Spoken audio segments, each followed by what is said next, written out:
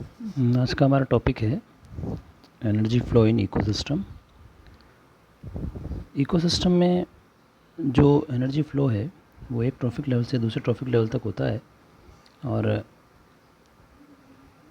इसी की स्टडी हम आज इस टॉपिक में करेंगे कि किस तरह से एक ट्रॉफिक लेवल से दूसरे ट्रॉफिक लेवल में एनर्जी ट्रांसफ़र होता है।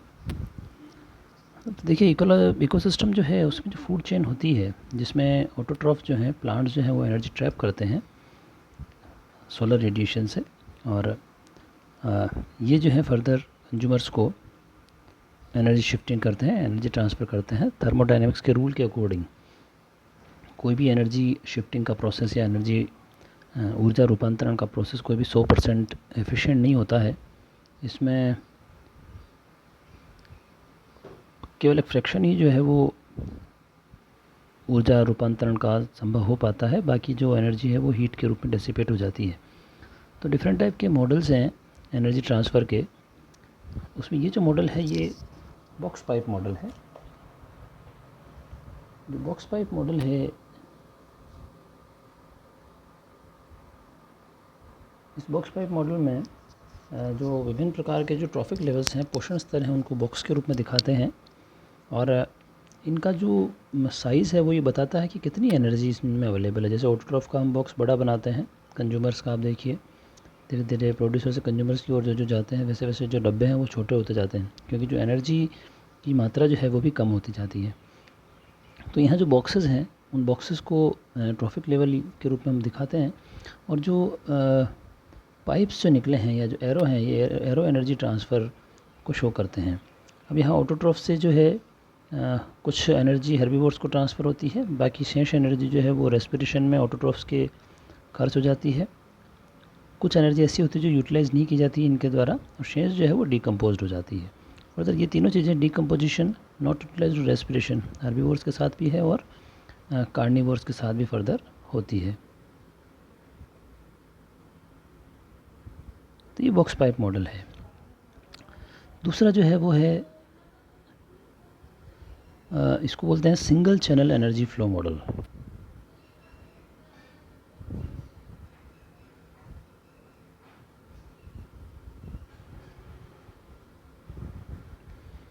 इसमें भी जो ट्रांसफ़र हो रही है एनर्जी उनको हम ट्यूब्स के रूप में दिखाते हैं, और वही बॉक्सेस के रूप में हम ट्रॉफिक लेवल को यहाँ शो करते हैं।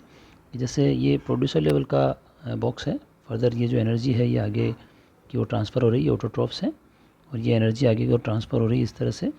इसमें से कुछ एनर्जी जो है वो रेस्पिरेशन में काम ले ली जाती है, कुछ एनर्जी इनकी हीट के रूप में डेसिपेट हो जाती है, और कुछ एनर्जी जो है वो ट्रांसफ़र के दौरान जो अनयूटिलाइज्ड है वो एनर्जी बाहर निकल जाती है, और शेष एनर्जी जो है, शेष जो ऊर्जा है वो दूसरे ट्रॉफिक लेवल पर शिफ्ट हो जाती है। दूसरे ट्रॉफिक लेवल पर शिफ्ट होती है तो दूसरे ट्रॉफिक लेवल पे भी वही चीज़ें हैं कि कुछ एनर्जी तो रेस्पिरेशन के रूप में उनके काम आ जाती है, कुछ एनर्जी जो है वो हीट के रूप में बॉडी के टेम्परेचर को मेंटेन करने में काम आ जाती है, और कुछ जो है वो नॉट एसिमिलेटेड के रूप में बाहर निकल जाती है।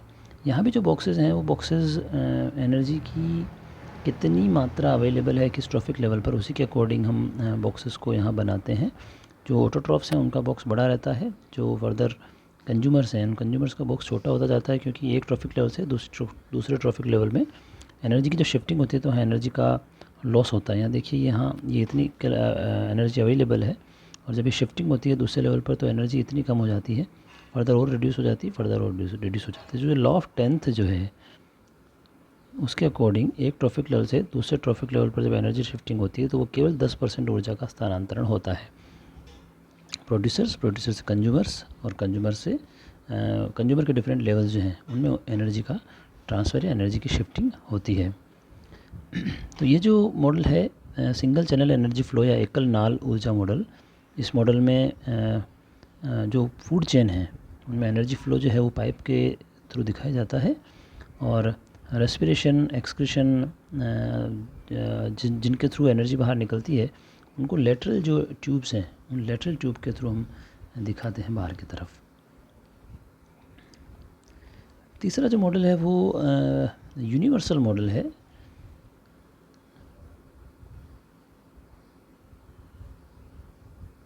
और यूनिवर्सल मॉडल दिया था ऑडम ने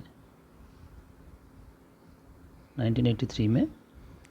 और यूनिवर्सल मॉडल इसको इसलिए कहा क्योंकि इसको लगभग सभी पॉपुलेशन पर, सभी कम्युनिटी पर या सभी प्रकार के जो इकोसिस्टम हैं उनके अंदर इसको आप अप्लाई कर सकते हैं, इसलिए इसको यूनिवर्सल मॉडल कह करके बताया है।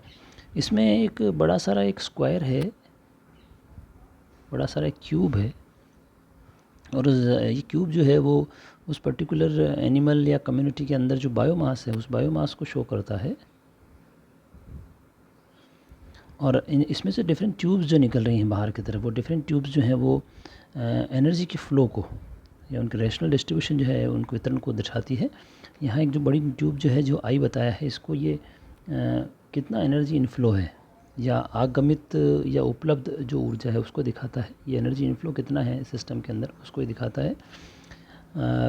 और यहाँ जो एनर्जी इनफ्लो है नॉर्मली ये प्रोड्यूसर्स के द्वारा होता है, और फोटोसिंथेसिस के द्वारा जो प्रोड्यूसर्स जो एनर्जी ट्रैप करते हैं वो एनर्जी ही यहाँ किसी सिस्टम के अंदर एक तरह से एंटर करती है, या इनवर्ड एनर्जी वो होती है। आगे जाकर के ये जो है आप देखिए ट्यूब दो भागों में बढ़ जाती है, एक तो ये ए और एक ये है नॉट यूटिलाइज्ड। तो जो एनर्जी जैसे काम में नहीं लिया जा गया है वो एक तरह से बाहर निकल जाती है, और जो एसिमुलेटेड है वो फर्दर आगे की ओर शिफ्ट हो जाती है, अगले ट्रॉफिक लेवल पर शिफ्ट हो जाती है। जब अगले ट्रॉफिक लेवल पर शिफ्ट होती है तो वहाँ रेस्पिरेशन में कुछ मात्रा में काम आती है, वो एनर्जी जो है रेस्पिरेशन में कुछ मात्रा में काम आती है। हालांकि वो सीधी रेस्पिरेशन के थ्रू निकल कर बॉडी के टेम्परेचर को मेंटेन करने काम आती है, लेकिन वो जो प्रोडक्टिविटी है उसमें काम नहीं आती है। तो जो टोटल एस्टिमुलेटेड एनर्जी है उसमें से कुछ रेस्पिरेशन में निकल कर कुछ जो है वो जो प्रोडक्टिविटी है या जो प्रोडक्शन है, उत्पादन है, उसमें काम आ जाती है। और ये जो प्रोडक्शन है ये नॉर्मली टिश्यू या फिर बॉडी ग्रोथ के काम आता है। फर्दर इसमें से जो कुछ एनर्जी स्टोरेज के रूप में फंक्शन कर, मतलब कुछ एनर्जी जो है वो स्टोर हो जाती है, स्टोर्ड एनर्जी उसको मैस कहते हैं। और कुछ एनर्जी जो है वो एक्सक्रीशन के रूप में, उत्सर्जी पदार्थों के रूप में बाहर निकल जाती है, और कुछ जो है वो ग्रोथ के काम आती है। मतलब ये है कि जब आई की फॉर्म में एनर्जी जब एंटर करती है किसी भी सिस्टम में, किसी भी ट्रॉफिक लेवल पर, तो यहाँ कुछ एनर्जी एस्टिमुलेट होती है, कुछ एनर्जी नॉट यूटिलाइज हो जाती है। फर्दर जो एस्टिमुलेटेड एनर्जी है उसका कुछ भाग रेस्पिरेशन के रूप में बाहर निकल, रेस्पिरेशन के रूप में काम आ जाता है, और शेष भाग जो वो प्रोडक्ट के रूप में, प्रोडक्टिविटी के रूप में निकल के आता है, जो कि टिश्यू ग्रोथ या एनिमल की जो बॉडी ग्रोथ है उसमें काम आती है, या फिर स्टोर्ड एनर्जी भी कुछ मात्रा में हो सकती है। और कुछ एनर्जी जो है वो एक्सक्रीटरी एनर्जी है, एक्सक्रीटरी मटेरियल जो है उसके रूप में बाहर निकल जाती है। तो ये जो मॉडल है, ये मॉडल लगभग हर ट्रॉफिक लेवल पर हम अलग तरीके से अप्लाई कर सकते हैं। हर ट्रॉफिक लेवल पर इसी तरह से कुछ एनर्जी प्रवेश करेगी जो कि उसके एनिमल के रेस्पिरेशन में निकल जाएगी, कुछ उसके बॉडी की ग्रोथ में काम आएगी, कुछ उसके स्टोर कर ली जाएगी, और फिर शेष जो एनर्जी है वो फर्दर अगले ट्रॉफिक लेवल पर प्रवेश कर जाती है।